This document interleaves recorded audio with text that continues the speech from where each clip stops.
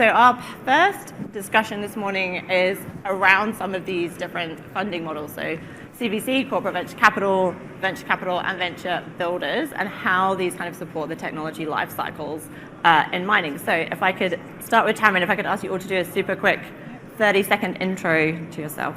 Sure, thank you very much. Thank you, Holly. And welcome everybody. It's a pleasure to have the opportunity to share some insights, hopefully interesting. Tamryn Barker, I'm the Mining and Nature Tech Sector Director with Founders Factory. Founders Factory is about 10 years old. We're a venture builder and accelerator across sectors. We have about 500 companies in our portfolio, and one of the metrics that we're the most proud of is the $4 billion in follow-on funding that the team has supported the founders with.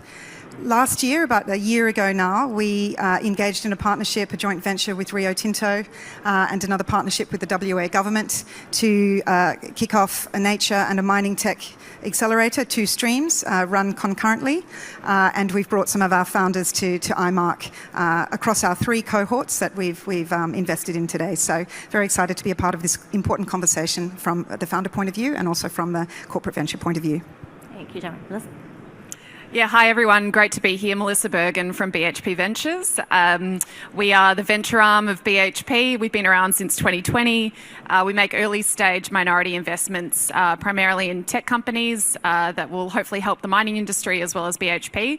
I currently am head of portfolio strategy, which is effectively I connect our investing team to our broader BHP organisation.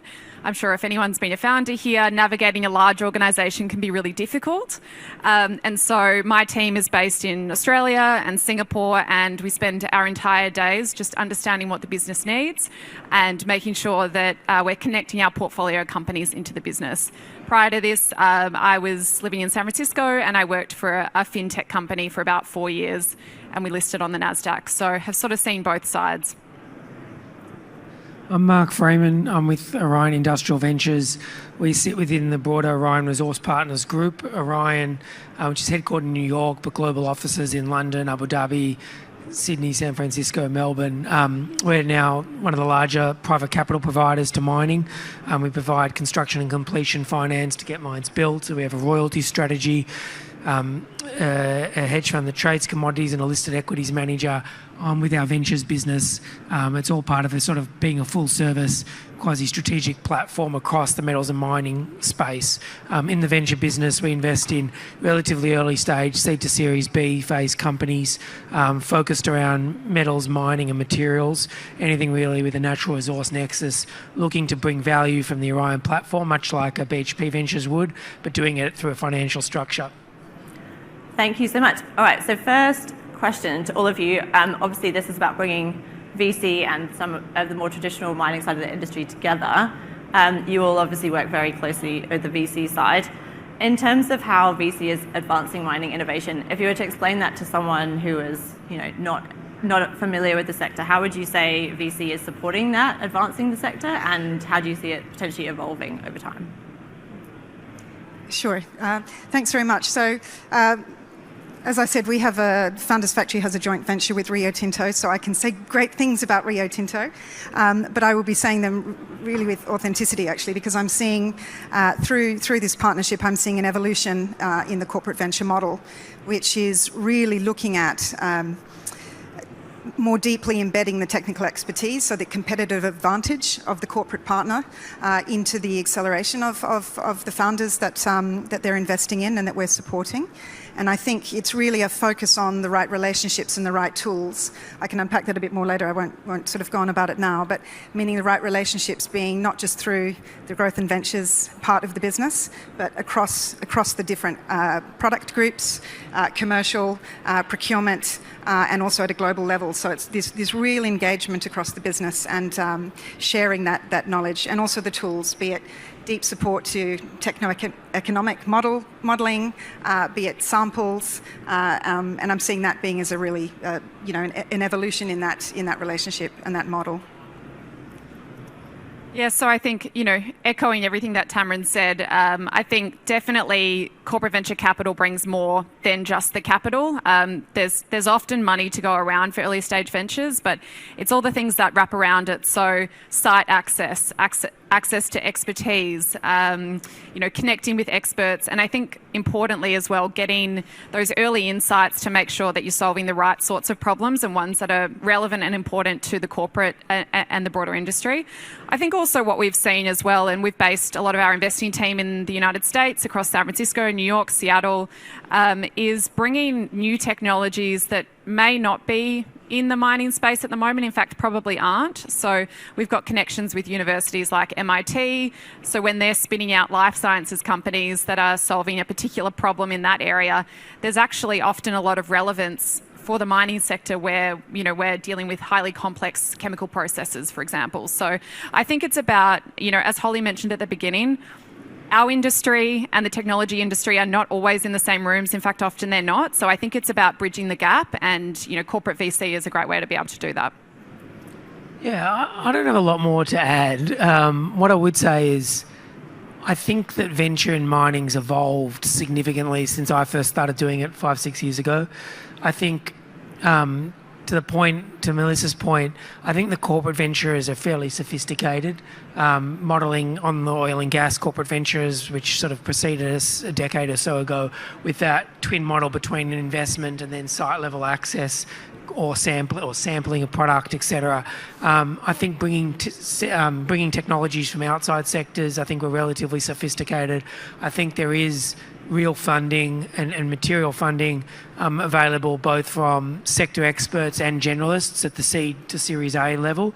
I think where the gap starts to emerge is as these companies graduate to Series B and C levels. I think some of the more traditional venture firms which write larger checks struggle with the capital intensive nature of startups in our sector. So there's still a gap around that. And I also question whether the venture model is best suited for mining tech startups that are scaling to those later stage. So there's a gap around, how do we plug that? Is it with project level finance? Is it with government finance and non-dilutive capital? Is it with customer offtakes? It's probably some combination of all of the above. But I think that, if we had this conversation 2 years ago, we would have said there's a dearth of venture in mining. I don't think that's the case anymore. I think at the seed to Series A level, it's pretty strong. I think the gaps are more in the later stage. Yeah, that is definitely aligned with what we're hearing a lot from the startups as well. I might stay with you, Mark, just to pick on that a little bit more. A lot of people are calling for more VC money in mining tech, and then we hear other people saying that the market's already flooded. I think this is probably normal from the startup side. We hear that there's not enough capital, and then from the investor side, we hear that there's not enough deal flow. But from your perspective, do you think we need more VC type funding into the sector, and maybe build on your points around the other sources of capital for the later stage, and what can we be doing to attract those differently? Sure, I'm not sure this was on the script, but I think I just jumped ahead. Okay, sure. We're still warming up. It's a flow. It's natural. I think it's a mix, as I said before. I think yes, there's always going to be a need for more, and I think if you anchor back to where we were 2 years ago, there was a lot more capital coming into the sector than we've seen before. So I think the natural tendency is to say, well, we don't need more. I think there is definitely more capital. I think lots of that capital is coming from outside sources. Coming back to your point at the very start of the introduction around Climate Week, we hosted a number of critical mineral events in New York. They were all sold out. Other sectors of climate are dead, not dying, whether that's under, there's sectors, and I won't name specific ones, maybe I will, might get in trouble for this, but parts of green hydrogen, parts of carbon removal, parts of even long duration storage, the whole foot's come off the pedal there under Trump. I think critical minerals is one of those hot areas. As a result, we're seeing generalist investors, both climate and otherwise, whether that's Andreessen, whether that's DCVC, come into mining, and they're driving up valuations at the early stage. Investors that have been here for a long time are saying, hey, that's too much capital. I think that's healthy. I think that US mentality around company building is coming to our sector, and we're seeing that at the earlier stage. I think at the later stage, that's where the role for both corporates in terms of offtakes and creative solutions, but then also government steps in. We saw that at a very late stage, publicly listed company with MP Materials in the US, where the government came in, the US Department of Defense came in, wrote a check for both equity, debt, had management rights. They took an offtake and then underpinned with a rare earths price floor.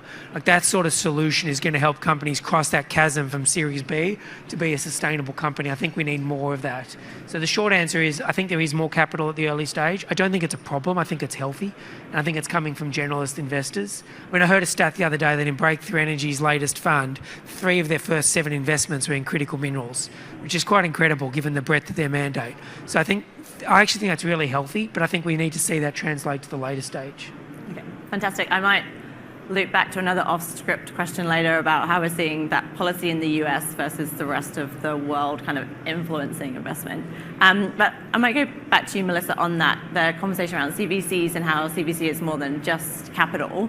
I wonder if you could share a bit more around how your CVC links to BHP's broader strategy in terms of how you structure your portfolio, and then how you work with those internal innovation groups as well and the broader business to kind of flow through that value. Yeah, sure. So I think with CVCs, there's often a range. People talk about it. Are you a financial CVC, or are you a strategic, or are you hybrid, somewhere in between? And I think what they're effectively trying to say is how connected do you need to be to the core of the business in order to get money? And with BHP, we're very much on the strategic side. And so what that means is any investment that we make has to tie back to the strategic priorities of BHP. There can be the most incredible opportunity that we think will probably deliver good returns, but if it's not related back to our core business, it's kind of not within our thesis, and we wouldn't make the investment. So the way that CVCs can help is, the official side of it is we provide site access, we provide access to experts, all those things I was talking about earlier. But I guess the unofficial side is really being your internal champions and partners to navigate what can be a very large organisation. And what I mean by that is, an example, we just invested in a company. We were an early investor in a company called Field AI. They're effectively the software brain for robotics and enables them to be autonomous. And this is the sort of company, they're fresh out of kind of NASA Jet Propulsion Labs, ex-Tesla, straight out of California. And they are the exact sort of people that don't understand the mining industry but have an incredibly relevant technology. And so what we've done is hosted in our organisation really targeted, curated workshops between the exact people that they need to know. And so I think that's part of the role that having the right CVC partner can bring, is to be able to make the connections and then project manage it, make sure that it gets through the organisation and it doesn't just get stalled. Thanks. And I might ask a slightly other off-script question, but feel free to not answer. I think it's fascinating with companies like Field AI, and I know Founders Factory has a few of these as well, companies that are really coming from outside of mining, but have some of the world's best capability that we really want to attract in. And I can see how your models kind of help them understand the industry. But can you share a little bit of those stories of, how do those companies actually get the knowledge of a sector that is traditionally quite hard to understand, to really see what use cases they can apply their tech to? Yeah. I guess a couple of examples. Another company we invested in is called Citration, spun out of MIT, and it effectively helps you extract critical minerals from tailings dams and wastewater. They were a life sciences company that came from MIT, and it was only through a connection that we had there that they suggested they go into the mining industry. So I think as much as possible, it's about kind of bringing those two worlds together is really important. Anything you want to add? Yeah, I can comment. So I think I've worked a long time in the in the startup support space for mining tech. So I have a deep respect for entrepreneurs that come up out of the sector. There's a level of maturity there, understanding of the customer problem. But I'm so excited about the fresh eyes that are coming in from other sectors or from other disciplines, and we're seeing that with this cohort. Rio's being very responsive to that opportunity, and just to answer very directly your question of how do we inculcate an understanding of the sector, we take them to Karratha for a one-day trip and we set them loose, which we did last Friday.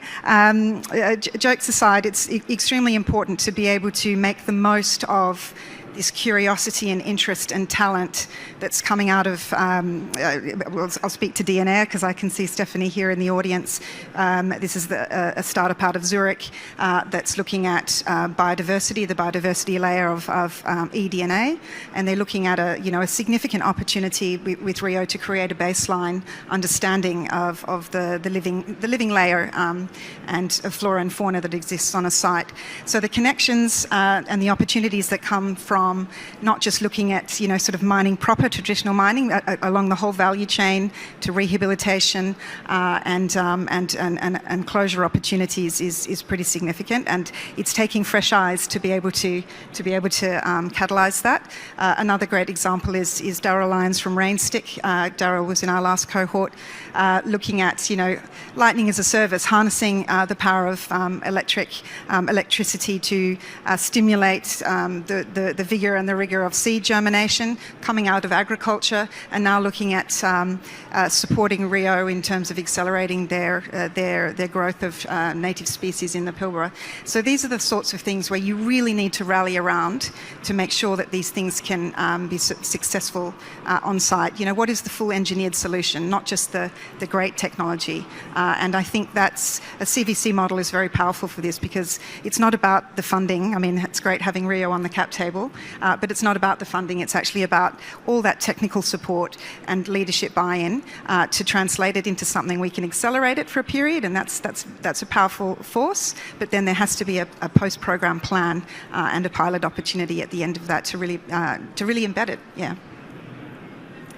Fantastic. And I think some of the conversation we've had has kind of brought to light that kind of gap in that Series A to Series B, and for those people not familiar with venture, that we can think about that kind of almost in line with TRL as well, like that jump from going from like TRL 4 to like 6 or 7, or basically from like pilot to demonstration. I think the Founders Factory program is interesting in that you're kind of approaching that with a programmatic way of getting deep access to technical professionals within Rio, as well as access to site. But Tamryn, I suppose, can you share more of your thoughts on some of the causes of those challenges around getting to that scale-up stage, and how the program is kind of addressing that? Yeah, I mean, so again, I do want to be clear that it's one program, and it's looking at a specific sort of pre and seed stage. So it's not the innovation solution for a global business, but I think that the scale up.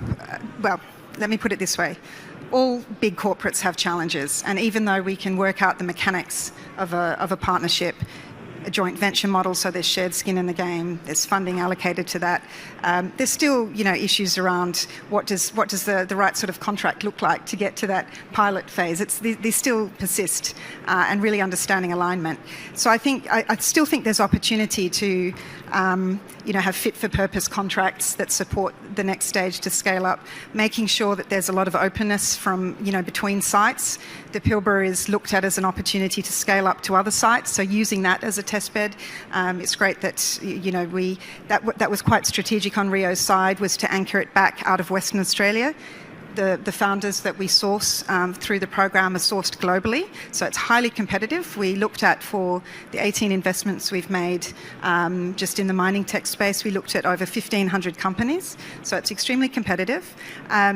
But being able to ensure that, I think that there's an opportunity still to make sure that there are things that can make it go more quickly and smoother to get to a scale up. And I think there could be, project funds set aside for that, so that it's quicker to access within a corporate that already has strong buy-in. There's still things that can be done better, and fit-for-purpose pilot contracts. I think these things, they seem obvious, but they're not always there. I just think on that point, we often get asked by our startups, what model should we pursue? And part of that's, a lot of the technologies in mining don't lend themselves directly to direct sales models and contract models with miners.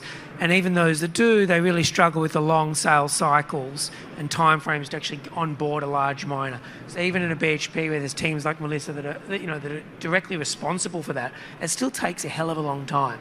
And time's a startup's most precious resource. It can just burn through really quickly, and that can be the end, even though the technology is really good. So I think many are then shifting, saying, well, do we bypass the large miners and just go to juniors? Yes, but then they've got no capacity to pay. So then do we want a JV in those assets? Maybe, but then how do you monetize that? Okay, so then maybe do we want to go and acquire our own assets and get a disproportionate share of the rent? Perhaps, but that's a really capital destructive model and really hard to earn venture style returns. So I think we often get asked which model to pursue, and the answer is there are very few models that are really that work. I mean, the examples like an Australian company like Fleet, which is a unicorn company selling directly to miners on a contract basis with annual revenue. They're the exceptions, not the rule. There are other examples like a cobalt minerals or metals that have gone and been a multi-billion-dollar company by owning assets, but again, the exception, not the rule. So I think it's one thing. I think program like the Founders Factory or teams like BHP Ventures strategy team, portfolio strategy team are great, but it's still, how do you actually set up to get into corporates and get a share of the rent and do so relatively quickly is really hard. Yeah, and I feel like often, and it would be great to have Michelle on the stage later, that we don't always think about the OEM's role in that whole story. And I think, I keep going back to Field AI, but Field AI is interesting because it is kind of a software that goes into the robot, the brain of the robots. So I imagine that you're having to support them to interact with a range of different potential customers. It's not just the miners. I don't know if you're able to comment on that, Melissa. Yeah, Field AI is a really interesting one. Through a couple of examples. One is the technology that they're using in terms of the robotics to test. They're testing on ones from not just the United States and getting a cost advantage there, but in terms of connecting to the OEMs and others, I think it lends itself to a different point, which is about how we can invite startups, not just from this ecosystem, but from the United States and others, into the mining industry. And that's making it welcoming in terms of presenting our industry without all the acronyms. I think there's a lot for these companies to get up to speed on. And the companies that succeed really well in mining are the ones that can talk not just to the technical capabilities of their technology, but they can talk to the commercial side, they can talk to the strategic angle as well, and present a really clear and cohesive narrative. And so that's part of the role that we've been doing with Field AI as well. These are some of the most brilliant scientists, but how do we make sure that we can help them with their story, not just to pitch to BHP, but also to share their story with OEMs and other partners who may not be familiar with all the technical terminology within mining. Yeah. There's just a couple of, if I may add, just so what we're seeing through the programming on both sides, so Founders Factory and Rio in terms of the support, is there's no, again, it's early stage, so I'm just wanting to give context for that. There's no pressure to the founders to say, what's your business model? What's your business model? How are you planning on engaging with us longer term? It's, let's work this out. Let's help to support you figure out what that could look like. That's one point. A second point is strong encouragement to partner with, if you're talking about a fully integrated autonomous drill, which was one of our founders' capabilities during, it's look at how you can partner with others in the sector to see how you can potentially leapfrog, and Rio's big on that, and also to unburden them from that immediate sort of vendor challenges. And then I think, as you've touched on very eloquently, which is helping to build the story and the narrative. In many instances, it's not just about saving costs; it's about actually what you're doing is facilitating approvals. That's a much bigger value proposition, and these stories need to be iterated and built over time. And I think these are three critical things. Thank you, Tamryn. Okay, slight change in topic, but picking on that kind of the companies that are coming from outside of mining in, we're seeing a lot of kind of activity in the venture studio space, and for those not familiar with that term, that's kind of where you're almost like building a startup from scratch. a lot of the theses developed by these studios around the mining and critical mineral sector, they don't really engage the industry and where they're creating these companies. Do you see any issue with that the companies that are being created don't match with some of the real problem statements that industry's facing? Do you think that capital is being effectively used, or would you like to see that thought about in a slightly different way? I think it's a really interesting point. As an example, we have invested in an AI studio, which effectively incubates AI companies.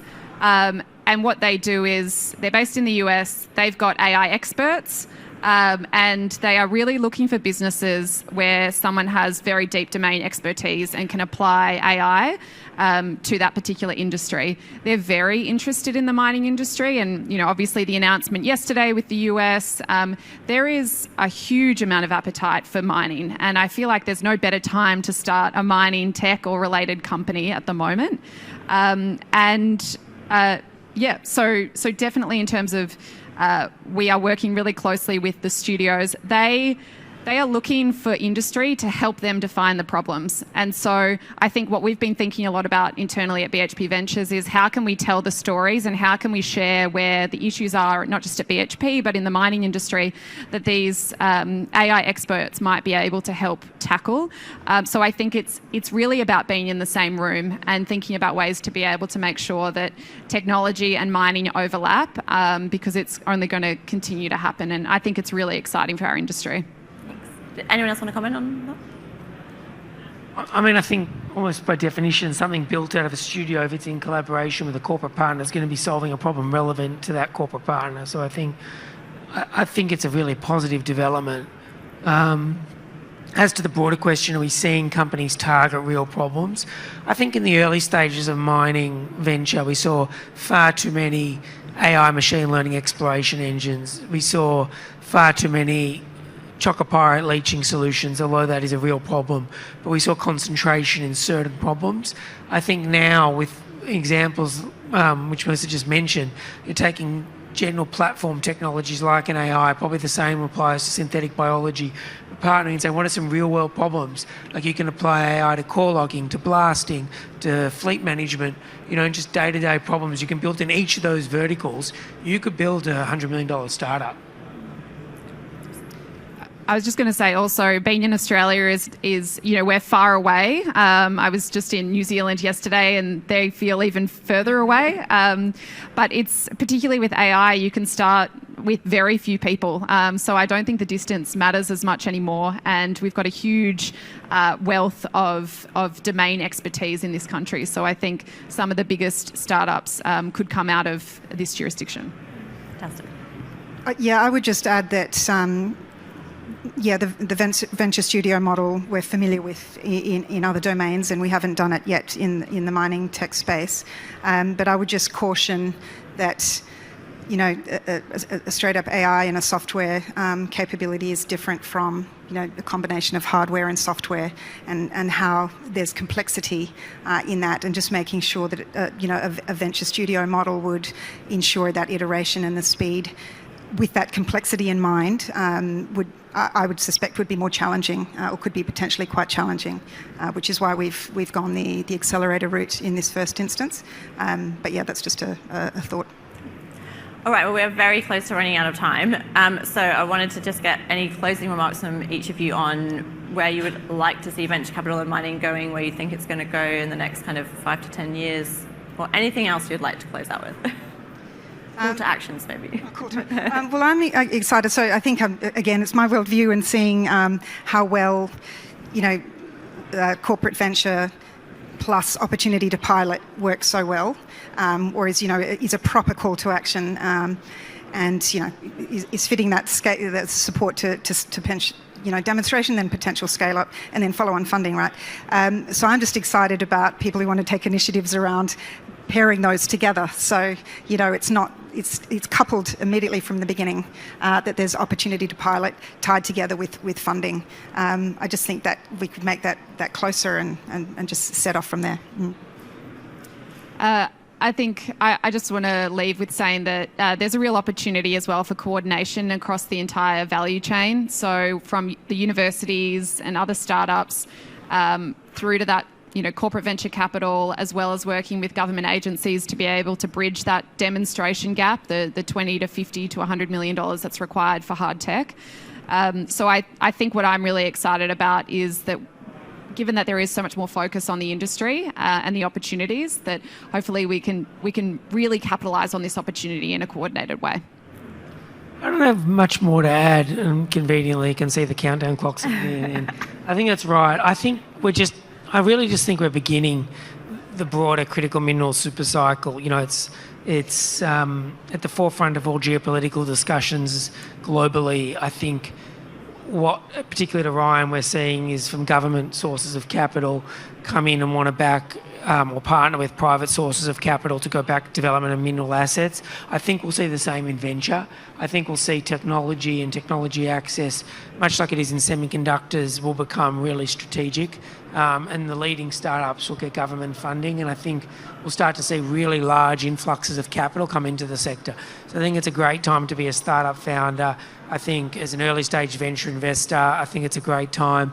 Yeah, there'll be some famous blow-ups along the way, but I think we're going to see a lot more capital. And you just look at IMARC. I mean, it's huge this year, and it's grown every year, and I think it's just beginning. Fantastic. Well, that's a great point to end in. Lots of capital coming to the market, which is great. So please join me in thanking our panelists. Thank you so much.